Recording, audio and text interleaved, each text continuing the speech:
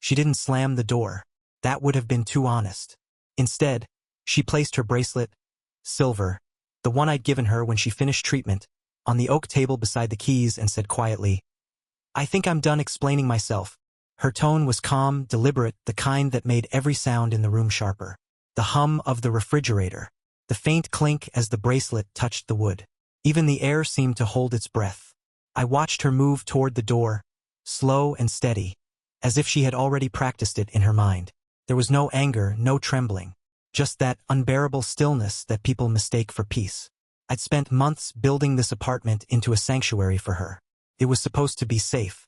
But tonight, it felt like a crime scene, stripped of meaning the moment she decided she no longer needed to be rescued. I said her name once. She didn't answer. Her hand hovered over the doorknob, then fell. She turned back, her face unreadable, and asked, "Do you ever get tired of deciding what's best for everyone?" The question wasn't meant for discussion. It was a verdict. I wanted to explain, to remind her how far she'd come, how much chaos I'd held back for her. I wanted to say that control was just another word for care, that I only ever meant to protect. But the words came out thin, almost rehearsed, and she smiled, tired, knowing. "I know you think you saved me," she said, "but you only built a cage." Then she left. No dramatic gestures, no tears.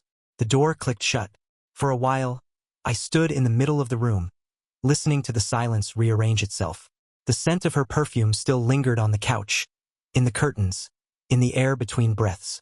Every object I had chosen for her comfort now accused me in perfect stillness. It wasn't supposed to happen this way. She was supposed to find safety in my structure, gratitude in my order. I was the one who steadied her hands when they shook, who taught her how to breathe again after panic. I thought devotion was something you could architect, if you just removed every sharp edge from the world around her. But somewhere along the line, she began to look at my precision as a threat. I replayed her question over and over. "Do you ever get tired of deciding what's best for everyone?" It wasn't defiance, it was recognition. She'd finally seen what I refused to admit, that my need to protect was just fear wearing discipline's mask. I picked up the bracelet from the table. The metal was still warm from her skin. For a second, I almost called after her, imagined catching her in the hallway, apologizing, explaining everything as if words could undo years of quiet control. But then I saw my reflection in the window, still composed, a man who looked more relieved than heartbroken. That's when it hit me. She hadn't escaped me tonight. She had outgrown me. I had spent years believing I was her savior. Only now did I understand I'd become the thing she needed saving from. The first few days after she left were strangely quiet. Not the kind of silence that hurts, just the kind that waits. I told myself I was giving her space, that it was temporary, that she needed time to remember the balance we had. It was easier to believe that than to admit what had actually happened. I kept my routines intact. Coffee at 7. Emails at 8. Gym calls, errands. Everything still worked, but it all felt rehearsed, like I was following a schedule written for someone else. When I caught myself setting an extra plate on the table, I stopped pretending. Her absence wasn't loud, it was measured, methodical. The space she occupied adjusted without protest. I noticed how few things were truly hers. A jacket, a few books, the bracelet, gone. She'd left without taking much because she had already taken back what mattered, her freedom from my control. At night, I sat on the couch and stared at the door she used to open so carefully. I remembered the first time she'd come here, shaking, grateful, calling the apartment peaceful. I'd mistaken that gratitude for dependence. It's easy to believe you're saving someone when they look at you like you're solid ground. Harder to admit that you like the feeling too much to let them walk away. Friends asked if I was all right. I said yes, of course. She just needed clarity, and I was mature enough to give it. But beneath that calm, I checked her social media, waited for her name to appear in messages, listened for her voice in old voicemails. Every word now sounded like evidence of something I'd missed. There was one night I nearly called her. It was late. The city was quiet. I drafted a message, something polite, something neutral. "Just hope you're okay." I deleted it before sending. Not because I didn't mean it, but because I realized it wasn't for her. It was for me, to remind myself that I still mattered in her story. Instead, I started noticing small things that used to go unseen. How I interrupted people mid-sentence. How I explained things twice when once was enough. How I gave advice no one asked for. These were habits that had always been there, but she had been the only one brave enough to name them. I began to understand that what I called care was often control dressed as guidance. I'd built a system that kept others orbiting around me. When she broke free, the whole thing lost gravity. Days turned into weeks. The apartment stayed clean, ordered, but hollow. I worked longer hours, filled evenings with meetings and empty plans. Anything to keep from acknowledging that I'd built my peace on someone else's restraint. One morning, I passed the table where she'd left the bracelet. The wood still had a faint mark where it had rested. I stood there longer than I should have, realizing how final that small gesture had been. She hadn't slammed a door or shouted. She'd simply returned what tied her to me. That quiet act had undone everything. I told myself I respected her decision, that letting go was noble, adult. But beneath it, there was something colder, an ache not from loss, but from irrelevance. She was out there rebuilding, probably stumbling, learning. And I was here, still measuring the distance she'd created. I didn't hate her for leaving. I envied her for knowing when to stop pretending. It took me longer to admit that her departure hadn't destroyed me. It had exposed me. All my talk about saving her had really been about avoiding myself. Now, with nothing left to fix, I was left with the one thing I couldn't control. Silence that belonged entirely to me. That's when the clarity began. Not peace, just understanding. The kind that doesn't console but steadies. When the silence became routine, I started making lists. It wasn't about her anymore, not entirely. It was about control, order. I told myself I was rebuilding, but what I was really doing was constructing a new version of restraint. I began with the simple things. I changed the locks, not because she'd ever come back, but because it made the apartment feel like mine again. I moved the table where she'd left the bracelet closer to the window, so I wouldn't see that empty mark every morning. I deleted her name from my phone, but I didn't erase the number. Small, deliberate gestures, symbolic but practical. I reorganized my days with the same precision I once used to manage hers. Mornings became structured. Calls, reports, meetings. No time for reflection. I filled every moment, and for a while it worked. People said I seemed focused, steady, improved. They mistook absence for peace. But at night, I thought about how she'd learned to speak calmly, the way she'd chosen silence over pleading. I used to think silence was surrender. Now I understood it was defense. She had used it to step out of my shadow, the same way I was now using it to reclaim mine. The more I withdrew, the easier it became. I stopped replying to messages I didn't need to, declined invitations. No confrontations, no explanations. I told myself it was maturity, but a small part of me recognized what it truly was. Control refined into distance. One evening, I received a message from a mutual friend. She's doing better, teaching again. Seems free. Free. The word landed differently now. I wasn't angry. I was curious.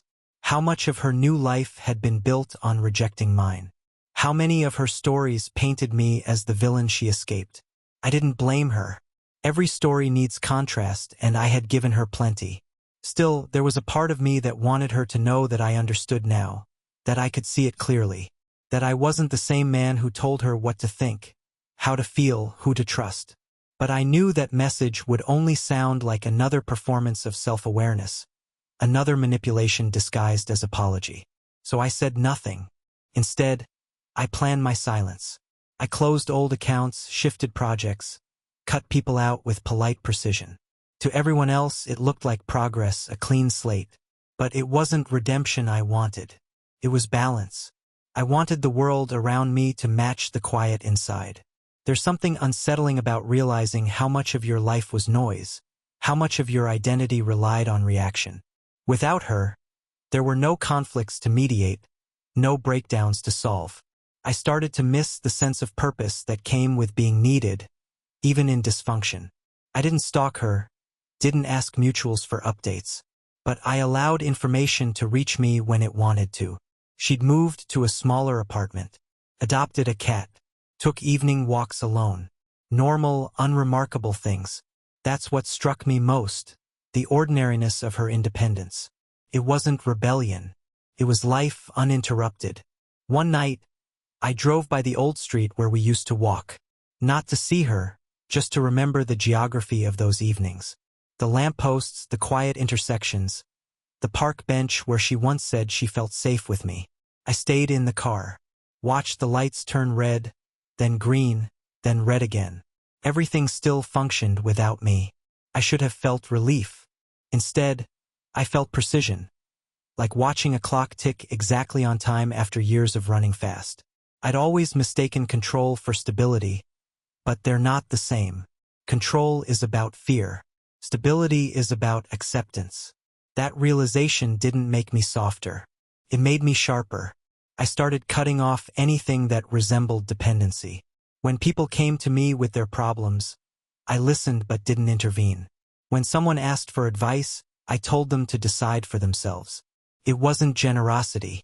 It was practice, undoing the reflex to shape others into extensions of my will. Weeks later, I saw her by accident. A grocery store. She didn't notice me at first.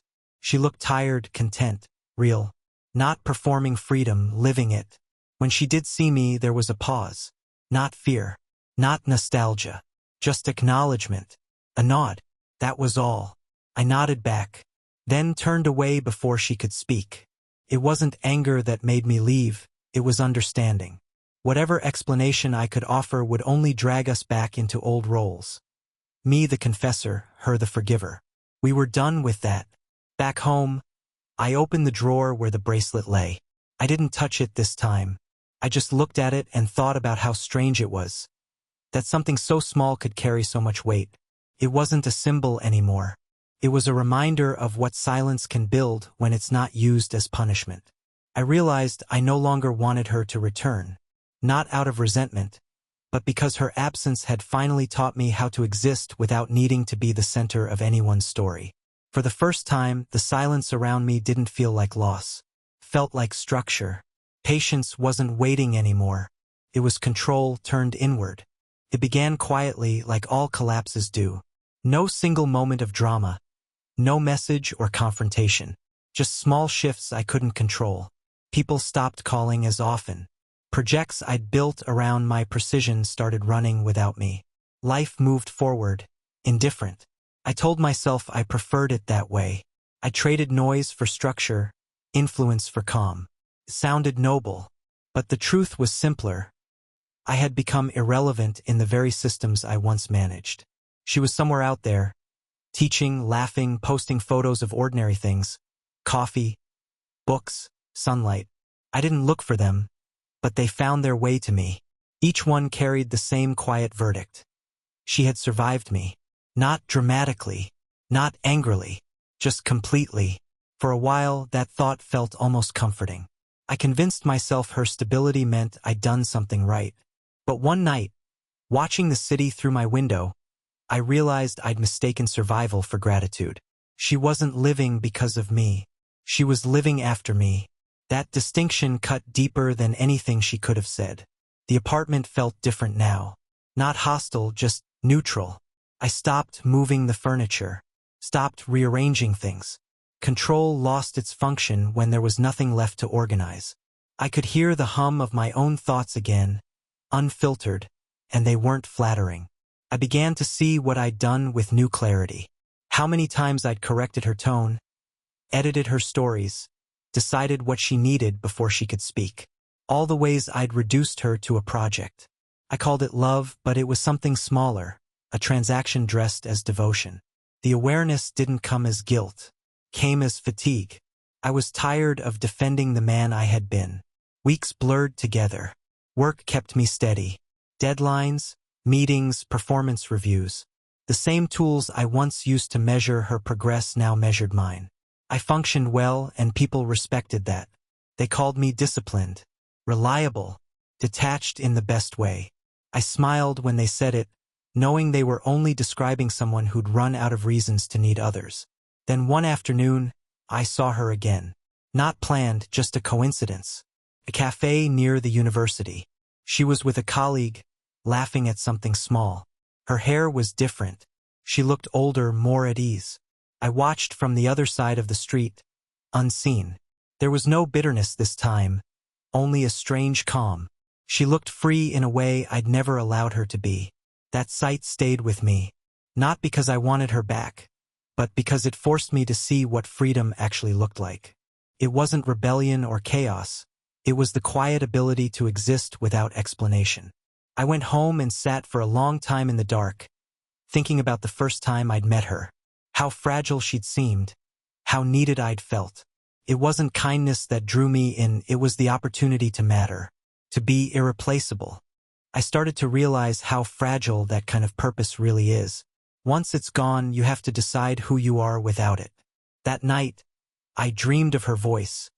Not the words, just the tone. Calm, deliberate. The same voice that had ended it. When I woke, I understood something I hadn't before. I'd built my entire life around the illusion that control creates safety. But all it ever did was delay collapse. The next day, I skipped work. Walked the city instead. No destination. Just movement. I passed the park we once visited, the bookstore she liked, the bridge we crossed after arguments. Everything still existed, unchanged. I was the one who'd shifted. Later that week, I heard from a mutual acquaintance that she was struggling financially. I almost reached out. The instinct to help returned like a reflex, sharp and immediate. I even typed a message offering assistance, phrased carefully to sound casual. Then I stopped. Helping her now would only repeat the old pattern. Me stepping in, her shrinking around my generosity. I deleted the draft. Let her solve it herself. She would. That decision hurt more than I expected. It wasn't pride that stopped me. It was respect. Maybe for the first time. Months passed. My work improved, my social circle thinned, but my thoughts grew cleaner. Less defensive. I no longer needed to prove that I'd been right or kind or misunderstood. I only needed to understand the sequence of events that led here. The collapse wasn't hers. It was mine. Quiet, private, invisible from the outside. A dismantling of the man who once believed control was a virtue. One evening, walking home, I saw her again, by chance, always by chance. She was sitting alone on a bench, reading. The city moved around her, people rushing past, lights flickering in windows. I stayed where I was, unseen, and just watched for a few seconds. She smiled at something in her book, unaware of me. That image, small, complete, entirely separate, was the closure I didn't know I was waiting for. I turned away before she looked up. At home, I took the bracelet from the drawer again. It had tarnished slightly. I didn't polish it. I didn't throw it away either. I just placed it on the windowsill where it caught the last light of evening. It wasn't a symbol anymore. It was a witness. For the first time in years, I didn't feel the urge to fix anything. The apartment was still. Not empty, just still. The kind of stillness that doesn't wait for something to return. I realized then that regret doesn't undo what was done. It only teaches you how to stop repeating it. She would never know how much she'd changed me, and maybe that was fair. Her healing wasn't supposed to include me. As the light faded, I said her name once, quietly. Not to summon, not to remember. Just to acknowledge that we had existed. And for the first time, that was enough. What I'd called saving was really possession. What I'd called silence was fear. And what I called collapse was simply becoming human again. It happened almost a year after she left. I wasn't expecting her. By then, I'd learned how to live quietly. Days built on work, measured routines, deliberate solitude. The noise of wanting someone had faded into background hum. I didn't miss her anymore, or so I thought. Then she called. Her voice was calm, lighter than I remembered. "I think we should talk," she said. No accusation, no tremor. Just a statement of intent. We met at a cafe near the river. The same place we'd once gone to plan her recovery. Back when everything between us still felt like purpose. The weather was clear, windless, ordinary. She arrived first. I almost turned back when I saw her through the window, sitting straight, coffee already half finished. There was a time when I would have read that as impatience. Now I just saw autonomy. When I walked in, she looked up, and for a moment, everything I'd built, the calm, the structure, wavered. "Hi," she said. "Hi." We didn't shake hands. The silence that followed wasn't tense. It was precise. We were both trying to measure how much of the past could be spoken without reopening it. "You look well," I said. She smiled slightly. "So do you." "I'm glad." We sat like that for a few seconds. Two people trying to find a language that no longer fit. She was the first to speak. "I wanted to see you once. Not to go back. Just to understand if the way I remember things is real." I nodded. "Go on." "You were kind," she said slowly. "That's what confused me. You helped me when no one else did. But somewhere along the way, that help became something I couldn't breathe under." Her voice didn't shake. It wasn't angry. She was dissecting the past like a surgeon, cleanly, with purpose. I wanted to defend myself, to explain that I'd only ever tried to keep her safe. But the words felt outdated, like lines from a script I no longer believed in. "I know," I said instead. "I think I knew even then." She looked at me carefully, as if testing whether she could still recognize the man she'd left. "You always said you understood me better than I understood myself." "I was wrong," I said. That seemed to startle her a little. She tilted her head, studying me. "What changed?" "Everything that followed after you left," I said. "I started listening to silence. Turns out, it tells you things you don't want to hear." She smiled faintly, but it wasn't cruel. "Like what?" "That I didn't save you. I contained you." That landed. She blinked, not in disbelief, but in recognition. "You did," she said softly. "But I let you. That's what I've had to live with." The air between us grew heavier. Not hostile, just full of unfinished history. "I was afraid," she continued. "Not of you hurting me, of disappearing inside your certainty. You made everything sound so reasonable, so safe, that I stopped questioning whether I wanted any of it." I looked down at my cup. "You used to say you trusted me." "I did," she said, "until I realized trust isn't supposed to erase you." There it was, the sentence that defined everything. No anger, no blame. Just a quiet truth I had avoided hearing for years. We sat in silence for a while. The cafe around us moved normally. People laughing, cups clinking, spoons tapping against porcelain. All of it ordinary, all of it distant. "I didn't come here for an apology," she said finally. "You don't owe me one." "I know," I said, "but I owe myself the understanding." She nodded once, thoughtful. Then, after a pause, "You said something to me once. You said I'd never have to be afraid again. I think about that sometimes." "I meant it," I said. "I know you did. But fear isn't something another person can take away. You can only stop feeding it." Her tone wasn't bitter. It was firm, grounded. I could hear the life she'd built without me in every word. "I used to think," she continued, "that you ruined my life. But now I see you were just part of the storm I needed to walk through. Not the cause, not the cure. Just part of it." I felt something inside me tighten, then release. Not pride, not shame, just the realization that she was right. There was a time I would have tried to find meaning in that. To see myself as her lesson, her test, her pivot point. Now I simply nodded. "That's fair." She smiled small, almost kind. "It is." We didn't linger. When she stood to leave, she hesitated just long enough to look at me once more. "I hope you're not still building cages for anyone," she said lightly. "I'm not," I said. "These days, I just try to keep the doors open." That made her laugh, quiet and genuine. "Good. You always had the tools for something better." She turned to go. I didn't stop her. Watching her walk away, I realized that freedom doesn't always arrive like forgiveness. Sometimes it just looks like two people leaving in opposite directions without resentment. After she disappeared around the corner, I stayed seated for a while. The sunlight caught the edge of the coffee cup, tracing a thin reflection along the table. A familiar glint, almost like silver. It reminded me of the bracelet. That night, I went home and opened the drawer again. The bracelet was still there, dulled by time. I held it in my hand for a moment, then carried it to the balcony and left it there. The metal caught the night air, cool and quiet. I didn't need to keep it anymore. I didn't need symbols to remind me of what was gone. I wasn't her savior. She wasn't my responsibility. We had been two people clinging to different versions of the same illusion, that love and safety are the same thing. But they never were. And for the first time, I felt that difference not as loss but as release. She had found her freedom in leaving. I found mine in letting her truth stay. Time softened the edges of everything.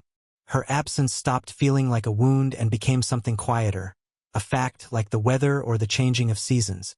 I still lived in the same apartment, though it no longer felt like a place I'd built for anyone. The walls held less meaning now, just structure and space. Months blurred into a rhythm that was neither lonely nor fulfilled, simply steady. I saw colleagues, made plans, even traveled. People assumed I'd moved on. Maybe I had. But every so often, I caught myself thinking about her, not with longing, but with curiosity. Who was she now, without the version of me that once defined her? I didn't look for answers. The point wasn't knowing. It was learning how to exist without needing to. Some evenings I walked by the river where we had once talked about the future, hers, mine, ours. I no longer replayed those conversations. Instead, I listened to the sound of passing trains and footsteps, small ordinary reminders that life continues whether or not you are paying attention. In those quiet moments, I began to see the symmetry of it all. For a long time, she had lived in the world I created for her. Then she broke free. Now I lived in the silence she left behind. Both were forms of dependence, disguised as clarity. It was only when I stopped asking who had hurt whom that things began to shift. The change came without announcement. A new colleague joined our team, a woman named Claire.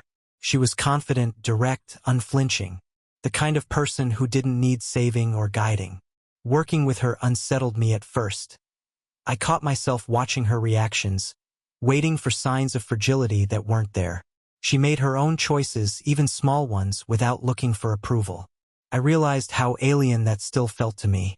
One afternoon, during a meeting, she interrupted me mid-sentence. Not rudely, just firmly. For a second, the old reflex surfaced, that impulse to correct, to reassert control. But I stopped myself. I let her finish, and what she said was better than what I'd planned to say. That moment stayed with me. It wasn't dramatic, but it felt like a hinge turning. I'd spent years trying to teach others how to stand steady. Now I was finally learning how to step back. I started listening differently, to colleagues, to strangers, even to myself. I noticed how often people mistake guidance for affection, structure for love. I recognized it in conversations, in workplaces, in relationships around me. It wasn't just my flaw, it was a common language we all spoke too easily. One evening, I received an unexpected email. From her. Just a single line. "Thank you for not reaching out when I was falling apart. I needed to learn how to stand without you." I stared at the screen for a long time.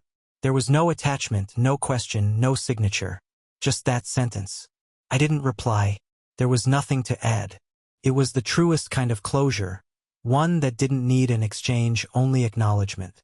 That night, I stepped onto the balcony. The bracelet was still there, darkened by rain and time. I picked it up. It no longer felt heavy, just cold metal stripped of meaning. I placed it in a small box with old keys, receipts, things that once mattered. Then I closed the lid and left it in the drawer. It wasn't sentiment. It was order. In the months that followed, my world grew wider. Not louder, just more balanced.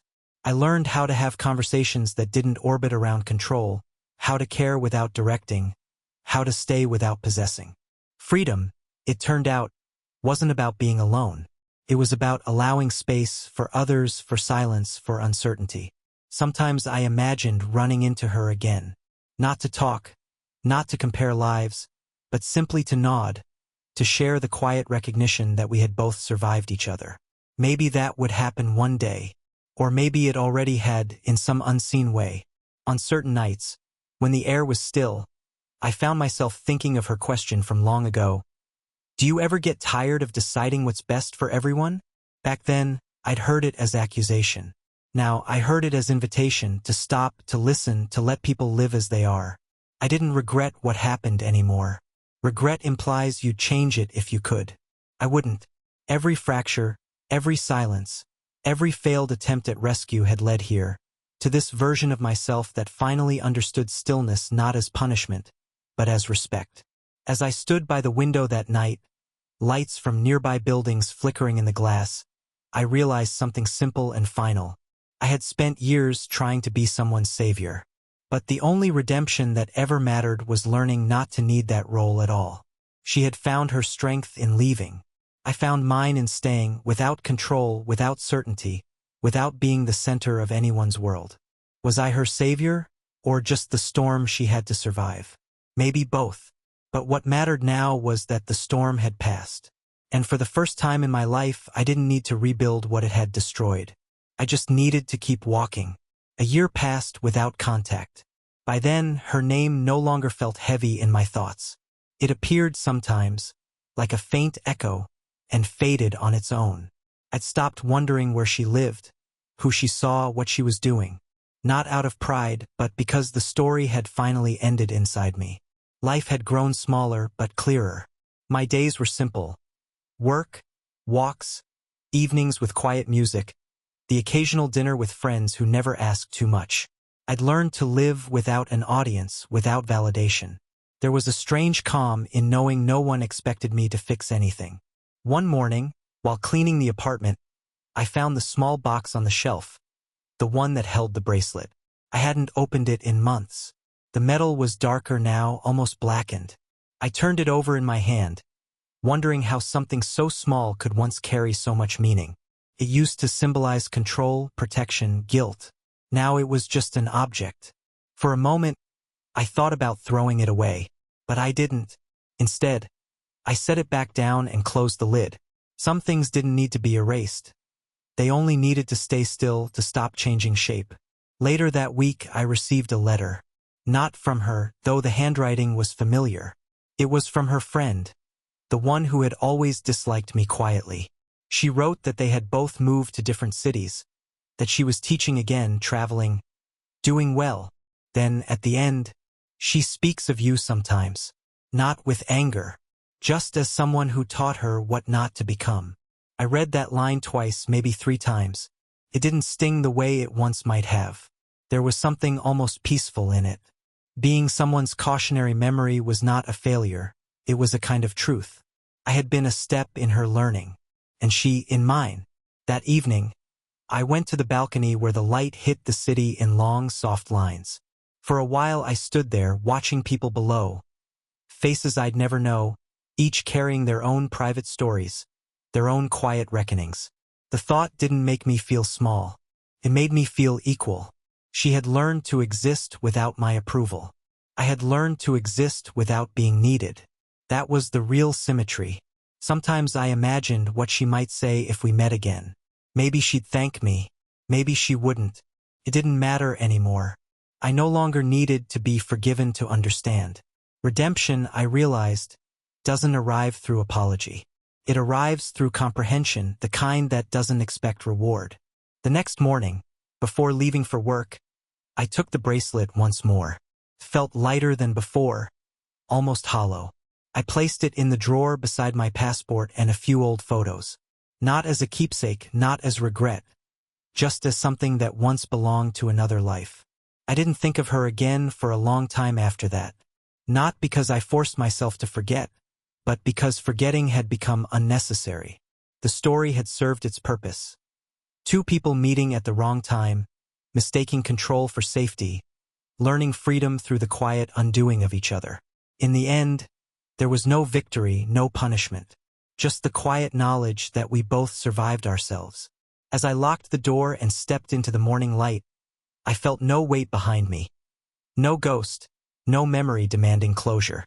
The world looked ordinary, but it carried a new kind of ease.